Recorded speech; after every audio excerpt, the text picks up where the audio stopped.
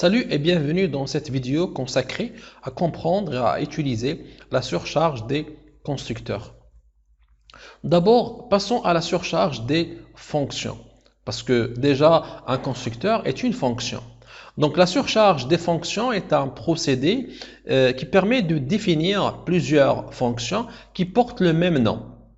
Donc à la compilation, le compilateur détermine la fonction à appeler en fonction du nombre de paramètres et du type des paramètres. Alors pour comprendre, soit l'exemple suivant. Ici dans ce programme, nous définissons deux fonctions. Donc ici somme. La première fonction somme utilise le premier paramètre est un tableau de type entier. Le deuxième paramètre est un entier et la fonction retourne un résultat. La deuxième fonction somme utilise un paramètre de type float et le deuxième paramètre de type entier et la fonction retourne un résultat de type float.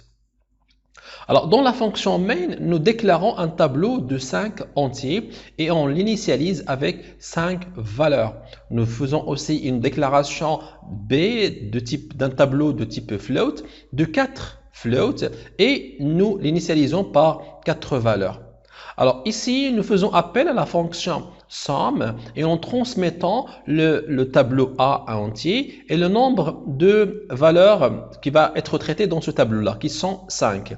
Donc ici, la fonction qui sera appelée, c'est la première fonction qui utilise le paramètre tableau de type entier et qui va retourner un résultat de type entier.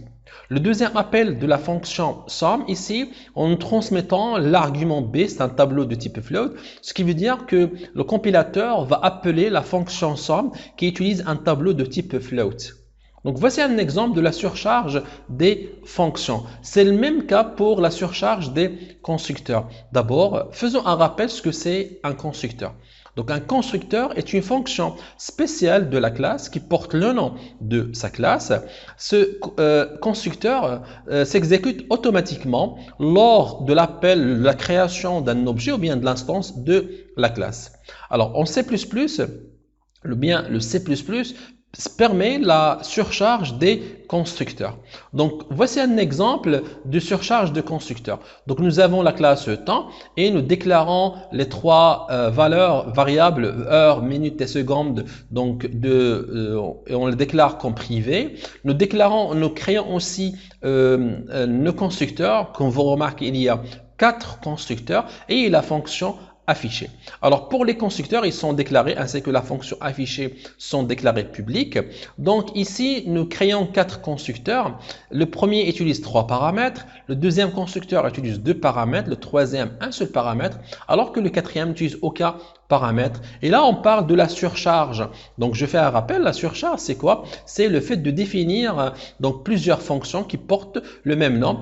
C'est quoi la différence? Soit c'est le type de paramètre, soit c'est le nombre de paramètres. Ici, c'est le type de paramètre, c'est le même, mais c'est le nombre de paramètres qui fait la différence. Alors, voyons maintenant le détail des fonctions et des constructeurs de la classe. Donc, voici le détail. Donc, ici, dans le premier constructeur, ici, le détail du constructeur. Pour le deuxième, ici, nous avons le détail du deuxième constructeur qui a que 2 paramètres. Ici, vous remarquez, on ne spécifie pas le paramètre second. C'est pour ça, ici, on initialise seconde par 0. Dans le troisième constructeur, il y a un seul paramètre, ce qui veut dire on va faire juste l'affectation à heure, alors que minute et seconde vont avoir à la valeur 0. Pour là, le cas où il n'y a pas de paramètre, c'est le dernier constructeur. Donc ici, il n'y a pas de paramètre. On va mettre 0 pour heure, minute et seconde. Et la dernière fonction affichée, donc ici, il va afficher ce qui est dans heure, minute et seconde. Alors, passons maintenant au programme et à la fonction main pour mettre en œuvre cette classe-là. Donc, voici la fonction main. Alors ici, vous remarquez qu'on crée un objet T1 de type temps et on lui transmet 3 paramètres. Donc ici, le constructeur qui sera appelé, c'est le constructeur qui a 3 paramètres. Dans le deuxième cas, on crée un objet qui s'appelle T2 et on transmet que 2 paramètres. Alors le compilateur ici va faire appel à la fonction et bien au constructeur qui a que 2 paramètres. Et dans le troisième déclaration, on crée un objet qui s'appelle T3 qui a un seul paramètre et le compilateur aussi va faire appel au constructeur qui a un seul paramètre.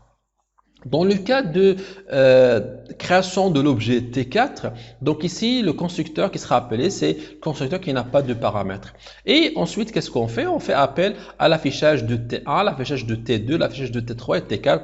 Et voilà ce que vous allez voir dans le résultat. Donc, pour le premier, donc l'objet T1, on va avoir heure, minute et seconde, on va avoir les valeurs déjà transmises. Pour le deuxième constructeur T2, puisqu'il y a deux paramètres, on voit 17 et 45 et secondes à 0. Pour le cas où on a un seul paramètre heure, il n'y a que heure qui a 2, alors que minute et seconde en 0. Et pour heure, le quatrième objet, donc vous remarquez heure, minute, ils sont, et secondes sont à 0. Alors, passons d'un cas à un cas particulier où on a un constructeur qui utilise un seul paramètre ou bien un seul argument. Alors, ici, nous avons une classe que j'ai appelée simple qui utilise une seule donnée membre qui s'appelle le A et nous avons un constructeur simple qui utilise un seul paramètre et ce paramètre sera affecté à la donnée membre A. Donc, nous avons aussi une fonction qui s'appelle donneA. C'est une fonction qui va retourner ce qui est dans la donnée membre A. Passons maintenant à la fonction main pour mettre en œuvre cette classe. Alors ici, vous remarquez dans cette instruction, on crée l'objet donc qui s'appelle obj de la classe simple et en même temps, on fait l'affectation de 99. Donc là, c'est possible lorsqu'on a un constructeur qui utilise un seul paramètre. Donc on peut écrire simple obj égale à 99 ou bien on peut écrire comme c'est habitué, c'est simple objet entre parenthèses 99. Les deux écritures sont équivalentes. Et ensuite, on va faire appel à la fonction donneA qui va nous retourner ce qui est dans A et on va l'afficher. Donc voilà en ce qui concerne la surcharge des constructeurs. Donc je vous dis merci d'avoir regardé cette vidéo. Si vous avez des questions ou des suggestions, n'hésitez pas à me laisser un commentaire. Je le lirai, je répondrai. Merci encore une fois et je vous dis à très bientôt.